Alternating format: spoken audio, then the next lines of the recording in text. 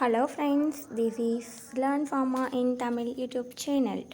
இதில் வந்து நாங்கள் ஃபார்மசி சம்மந்தமான சிலபஸ் எல்லாமே போட்டுட்ருக்கோம் தமிழில் வித் எக்ஸ்ப்ளனேஷன் இன் தமிழ். இன்றைக்கி நம்ம பார்க்க போகிறது என்னென்னு பார்த்தீங்கன்னா ஃபார்மசூட்டிக்கல் ஆர்கானிக் கெமிஸ்ட்ரி 2லேருந்து நமக்கு அடிக்கடி என்ன 5 மார்க் கொஷின் கேட்குறாங்க 10 மார்க் கொஷின் கேட்குறாங்கன்னு நான் உங்களுக்கு சொல்லித்தர போகிறேன்.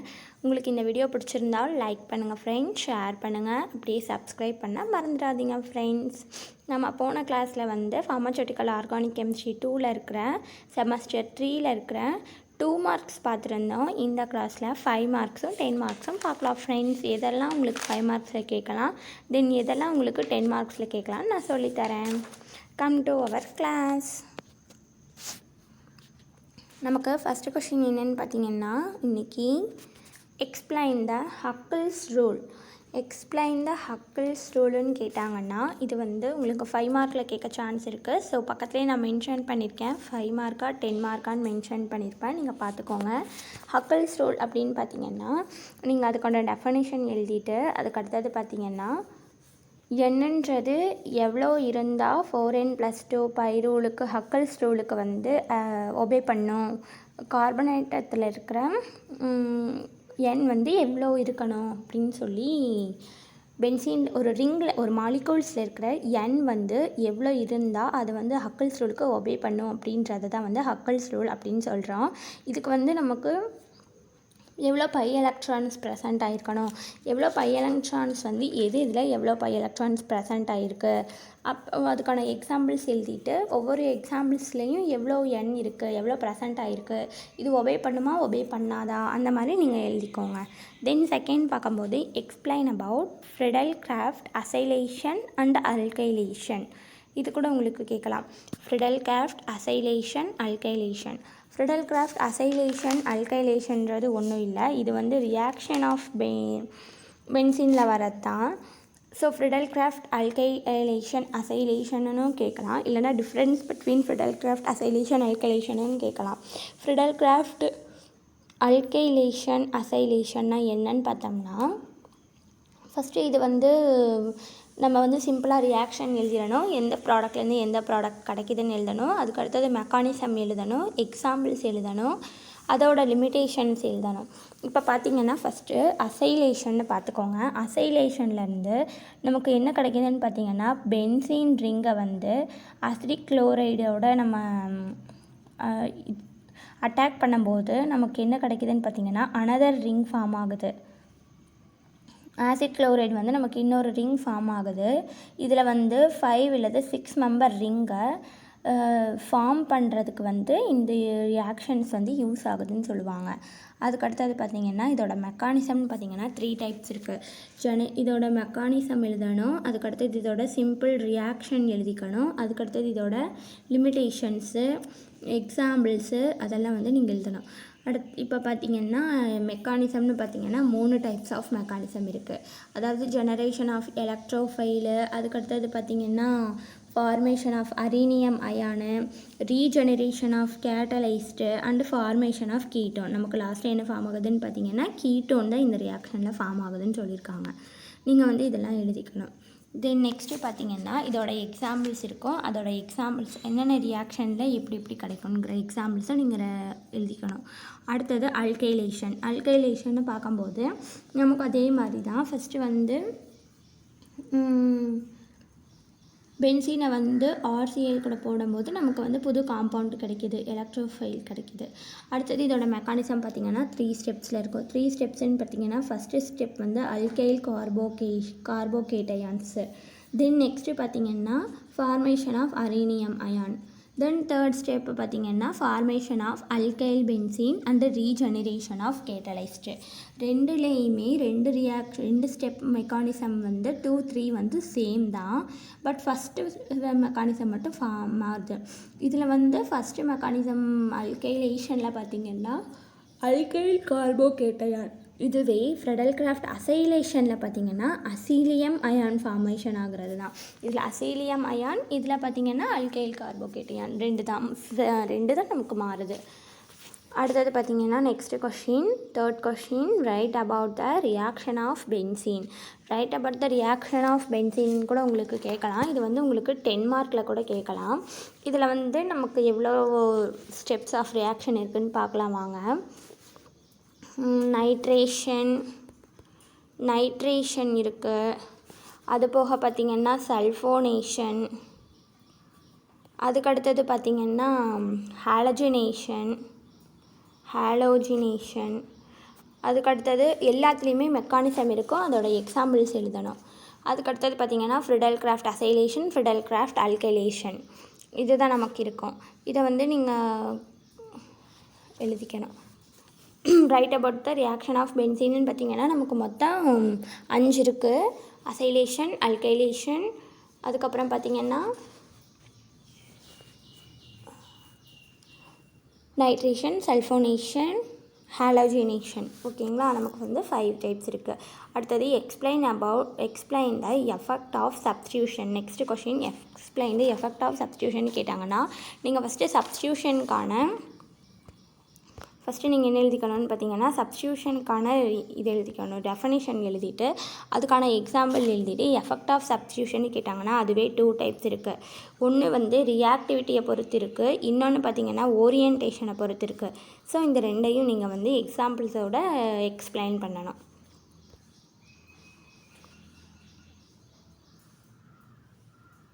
இப்போ பார்க்க போகிறது என்னென்னு பார்த்தீங்கன்னா 5th question, explain the detail about acidity of phenol. 5 மார்க்கில் உங்களுக்கு கேட்கலாம். அசிடிட்டி ஆஃப் ஃபீனால்னு கேட்டாங்கன்னா நீங்கள் என்ன பண்ணுறீங்கன்னு பார்த்தீங்கன்னா ஃபஸ்ட்டு ஃபீனாலோட டெஃபனிஷன் எழுதிக்கோங்க. தென் அதுக்கான டைப்ஸ் எழுதுங்க, அதுக்கோட எக்ஸாம்பிள் ஒன்று கொடுங்க. அதுக்கடுத்தது பார்த்திங்கன்னா அசிடிட்டி ஆஃப் ஃபீனால்னால் என்னன்னு எழுதுங்க. இதில் வந்து இண்டக்டிவ் எஃபெக்ட்டு, ரெசோனன்ஸ் எஃபெக்ட்டுலாம் இருக்குது, அதெல்லாம் நீங்கள் எழுதணும்.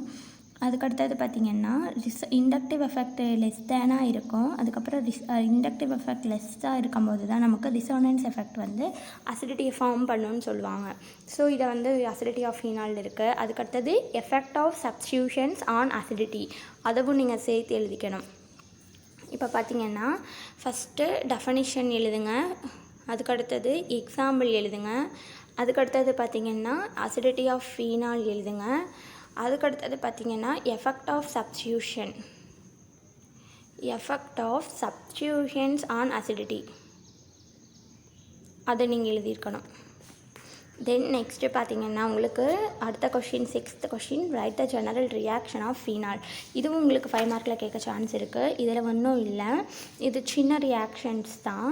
இதில் பார்த்திங்கன்னா நமக்கு ஃபஸ்ட்டு என்ன இருக்குன்னு பார்த்திங்கன்னா ரியாக்ஷன்ஸ் டியூ டு பென்சீன் ரிங்கில் நடக்குது, அதுக்கடுத்து ரிங் சப்ஸ்டியூஷனில் நடக்குது.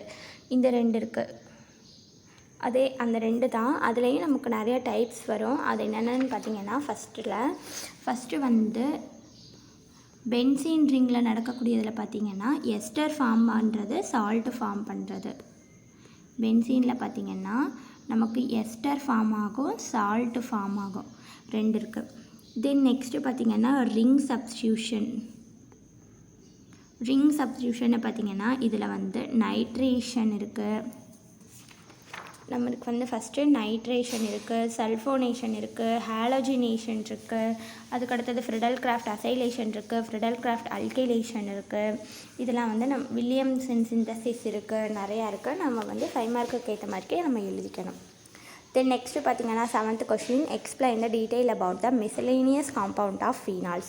இது உங்களுக்கு 10 மார்க்கில் கூட கேட்க சான்ஸ் இருக்குது. So miscellaneous compound of phenol அவங்களே கொடுத்துட்டாங்க. ஸோ ஃபீனால்ஸில் இருக்க மிஸ்cellaneous காம்பவுண்ட் 3 தான், அதாவது க்ரீசால், ரெசோர்சினால் அண்டு நாப்தால்ஸ். இந்த 3ஓட ஸ்ட்ரக்சர்ஸ், யூசஸ் அண்டு இதோட ஃபிசிக்கல் ப்ராப்பர்ட்டிஸ் இதெல்லாம் நம்ம எழுதினாவே போதும். அதுக்கு உங்களுக்கு 10 மார்க்ஸ் கிடைக்கும் ஃப்ரெண்ட்ஸ். தென் நெக்ஸ்ட்டு நம்ம பார்க்க போகிறது என்னென்னு பார்த்தீங்கன்னா 8th கொஷின் என்னென்னு பார்த்தீங்கன்னா first basicity of amines, explain the basicity of அமைன்ஸ்ன்னு கேட்டிருக்காங்க. அப்போ நீங்கள் அமைன்ஸோட இன்ட்ரடக்ஷன் எழுதிட்டு அதோட டைப்ஸ் எழுதிட்டு எக்ஸாம்பிள்ஸ் கொடுத்துட்டு பேசிசிட்டி ஆஃப் அமைன்ஸ்னால் என்னன்னு எழுதணும். அது போக effect of substitutions on basicity அதுவும் நீங்கள் இன்க்ளூட் பண்ணிக்கணும். Effect of substitutions of basicity இதை வந்து நீங்கள் சேர்த்து எழுதினா எழுதினா தான் உங்களுக்கு 5 மார்க்ஸ் கிடைக்கும். மறந்துடாதீங்க. எஃபெக்ட் ஆஃப் சப்ஸ்டியூஷனை கூட சேர்த்து எழுதிக்கோங்க. தென் நெக்ஸ்ட்டு பார்த்தீங்கன்னா 9th question, write the general method of preparation of aromatic acid. General method of preparation of அமைன்ஸ்ன்னு கேட்டிருக்காங்க.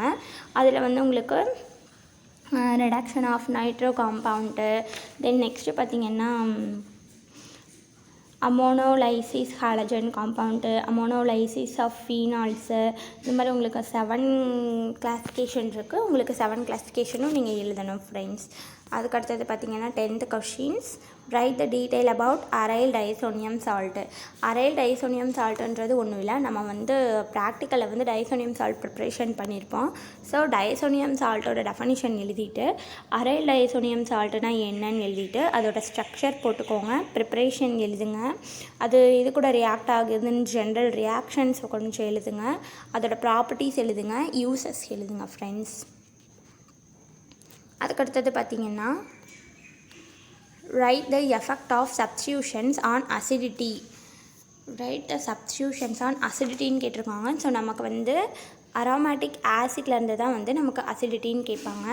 ஸோ அரோமேட்டிக் ஆசிடோட இன்ட்ரோடக்ஷன் எழுதிட்டு எக்ஸாம்பிள்ஸ் எழுதிட்டு அசிடிட்டினா ஃபஸ்ட்டு என்னன்னு எழுதுங்க. அதுக்கடுத்தது எஃபெக்ட் ஆஃப் சப்ஸ்டியூஷன்ஸ் ஆன் அசிடிட்டினா என்னன்னு எழுதி எக்ஸாம்பிள் கொடுங்க ஃப்ரெண்ட்ஸ். தென் நெக்ஸ்ட்டு பார்த்திங்கன்னா 12th question, explain the detail about benzoic acid. Benzoic acid கூட உங்களுக்கு கேட்கலாம். இது வந்து அரோமேட்டிக் ஆசிட்ஸில் வருது. ஸோ இதோட ஃபார்முலா எழுதிக்கோங்க, இதோட ப்ரிப்ரேஷன்ஸ் எழுதுங்க, ஸ்ட்ரக்சர்ஸ் எழுதுங்க, ப்ராப்பர்ட்டிஸ் எழுதுங்க, யூசஸ் எழுதுங்க friends. Then next 13th question, write the reactions of fat and oil. Write the reaction of fat and ஆயில்னு கேட்டிருக்காங்க. ஃபேட்டு அண்டு ஆயில்னால் என்னன்னு எழுதிட்டு அதுக்கடுத்தது பார்த்திங்கன்னா எக்ஸாம்பிள்ஸ் கொடுத்துட்டு ரியாக்ஷன்ஸ்ன்னு பார்க்கும்போது நமக்கு 8 கிளாஸிஃபிகேஷன் இருக்குது. அதாவது பார்த்திங்கன்னா ஃபஸ்ட்டு வந்து ஹைட்ரோலைசிஸ், அதுக்கடுத்தது ஹாலோஜினேஷன், அதுக்கடுத்தது ஹைட்ரோஜினேஷன், தென் பார்த்திங்கன்னா ஹைட்ரோஜினோலைசிஸ். ஃபஸ்ட்டு ஹைட்ரோலைசிஸ் இருக்குது, அதுக்கடுத்தது பார்த்திங்கன்னா ஹைட்ரோஜினேஷன் இருக்குது, தென் நெக்ஸ்ட்டு பார்த்திங்கன்னா ஹாலோஜினேஷன் இருக்குது, தென் நெக்ஸ்ட்டு பார்த்திங்கன்னா ஹைட்ரோஜினோலைசிஸ் இருக்குது, தென் நெக்ஸ்ட்டு பார்த்திங்கன்னா oxidation method, drying of oils இருக்குது, தென் நெக்ஸ்ட்டு பார்த்திங்கன்னா சப்போனிஃபிகேஷன், தென் நெக்ஸ்ட்டு பார்த்திங்கன்னா என்ன இருக்குதுன்னு பார்த்திங்கன்னா rancidity of fat and oil, rancidity இருக்குது. நமக்கு இந்த கிளாஸிஃபிகேஷன்ஸ்லாம் இருக்குது ஃப்ரெண்ட்ஸ். தென் நெக்ஸ்ட்டு பார்த்திங்கன்னா நம்ம இந்த கிளாஸிஃபிகேஷன்லாம் இருக்குது. இதில் இருக்கிற நீங்கள் எக்ஸாம்பிள்ஸ் எழுதணும், ரியாக்ஷன்ஸ் எழுதணும், ஒவ்வொரு மெத்தடையும் நீங்கள் நல்லா எக்ஸ்பிளைன் பண்ணணும். ஸோ நீங்கள் வந்து 10 மார்க்ஸ் கெட் பண்ணிடலாம். தென் நெக்ஸ்ட் நம்ம பார்க்க போகிற கொஷின் என்னென்னு பார்த்தீங்கன்னா 14th question, explain the analytical constant of fat and oil. Analytical constant உடனே நீங்கள் பயந்துராதீங்க. இதில் வந்து நம்ம acid value, saponification value, ester value, iodine value, then RM value, acetyl value இதெல்லாம் கண்டுபிடிப்போம் இல்லையா. இதை தான் வந்து என்னென்னு சொல்லியிருக்காங்கன்னு பார்த்தீங்கன்னா அனலைட்டிக்கல் கான்ஸ்டன்ட்னு சொல்லியிருக்காங்க. இதெல்லாம் வந்து நீங்கள் எக்ஸ்பிளைன் பண்ணாலே போதும். தென் இதோட சிக்னிஃபிகன்ஸும் ஃபார்முலாவும் எழுத மறந்துடாதீங்க ஃப்ரெண்ட்ஸ். தென் நெக்ஸ்ட்டு பார்த்தீங்கன்னா 15th question, explain the detail about diphenyl methane. Diphenyl methane முட்டையாக கேட்டுட்டாங்கன்னு நீங்கள் வந்து பயப்பட தேவையில்லை. பாலிநியூக்ளியர் ஹைட்ரோ கார்பனில் இருக்கிற ஒரு காம்பவுண்டு தான் டைஃபினைல் மீத்தேன். ஸோ அதோட நீங்கள் என்ன பண்ணுறீங்கன்னு பார்த்தீங்கன்னா அதோட ஃபஸ்ட்டு இன்ட்ரோடக்ஷன் கொடுத்துக்கோங்க. இன்ட்ரோடக்ஷன் கொடுத்துட்டு தென் நீங்கள் என்ன பண்ணுறேன்னு பார்த்தீங்கன்னா ஃபார்முலா எழுதுங்க. ஃபார்முலா எழுதிட்டு ஸ்ட்ரக்சர் போடுங்க, சிந்தசிஸ் எழுதுங்க, ரியாக்ஷன்ஸ் எழுதுங்க, யூசஸ் எழுதுங்க. Then write the explanation of anthracene. Explanation of anthracene கேட்டிருக்காங்க. anthracene கேட்பாங்க போது நீங்கள் அதே மாதிரி இன்ட்ரோடக்ஷன் எழுதிட்டு, ஃபார்முலா எழுதிட்டு, ஸ்ட்ரக்சர் எழுதிட்டு, சிந்தசிஸ் எழுதிட்டு, யூசஸ் எழுதுங்க ஃப்ரெண்ட்ஸ். அவ்வளோதான் நம்ம இன்றைக்கி பார்த்துருக்குற கொஷின். 16th கொஷின் இருக்குது. எல்லா யூனிட்டில் இருந்தும் நம்ம வந்து 5 மார்க் எது கேட்கலாம், 10 மார்க் எது கேட்கலான்னு பார்த்துருக்கோம். ஒவ்வொரு யூனிட்டுமே நமக்கு ரொம்ப முக்கியமான யூனிட் தான். ஸோ எதையும் நீங்கள் விட்டுறாதீங்க. லாஸ்ட்டு அடுத்தது இன்னும் கொஞ்சம் கூட நீங்கள் எடுத்துக்கலாம். லாஸ்ட் யூனிட்டில் வந்து நமக்கு சைக்ளோ அல்கேன்ஸில் பேயர் ஸ்ட்ரெயின் தியரி இருக்குது. இதை வந்து உங்களுக்கு 10 மார்க்கில் கேட்கலாம். தென் கோல்சன் மாடிஃபிகேஷன் தியரி இருக்குது. இதை வந்து உங்களுக்கு 5 மார்க்கில் கேட்கலாம். தென் சாஸ்மோஸ் தியரி இருக்குது. இது உங்களுக்கு 10 மார்க்கில் வரும்.